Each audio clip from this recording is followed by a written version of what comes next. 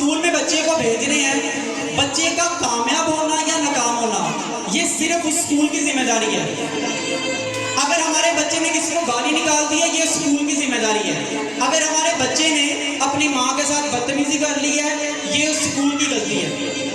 तो सर मैं आपको एक चीज बताता चलूं, स्कूल आपके बच्चे को फिजिक्स पढ़ा सकता है, अच्छी मैथ पढ़ा सकता है, लेकिन सर अदब अदाब में स्कूल का किरदार सिर्फ 10% है, बाकी 90% किरदार सर आपके घर का होता है, वो स्कूल की जिम्मेदारी नहीं है। खुदारा इस चीज से, इस कॉन्फ्लिक्ट से अपने बच्चों को बाहर निकालें।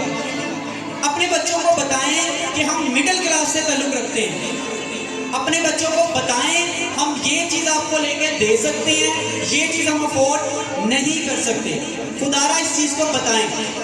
आपके बच्चे की कामयाबी आपकी कामयाबी है, उसकी नाकामी आपकी नाकामी है। लेकिन यहाँ पे एक चीज डिफाइन करते चले कि कामयाबी कहते किसे हैं। सर अगर आपका बच्चा किसी जगह खड़े होकर कोई बात करता है और 10 देखने वाले अगर ये कहते हैं कि यार इसके माँ बाप ने इसकी बहुत अच्छी परवरिश की है, तो आपका बच्चा कामयाब है। हम सिर्फ कामयाबी को डिफाइन करते हैं नंबर्स के साथ। आज यहाँ पे जिन बच्चों की पोजीशंस आएगी, जिन बच्चों की पोजीशंस है, उनके वालिदैन को मुबारकबाद। लेकिन जिन बच्चों की पोजीशंस नहीं है, उनके लिए अगर सर आपका बच्चा आपका अदब करता है, अगर सर आपका बच्चा टीचर को अपने वालिदैन समझता है, तो आपके बच्चों को मेरा सलाम। ये कामयाबी है आपकी।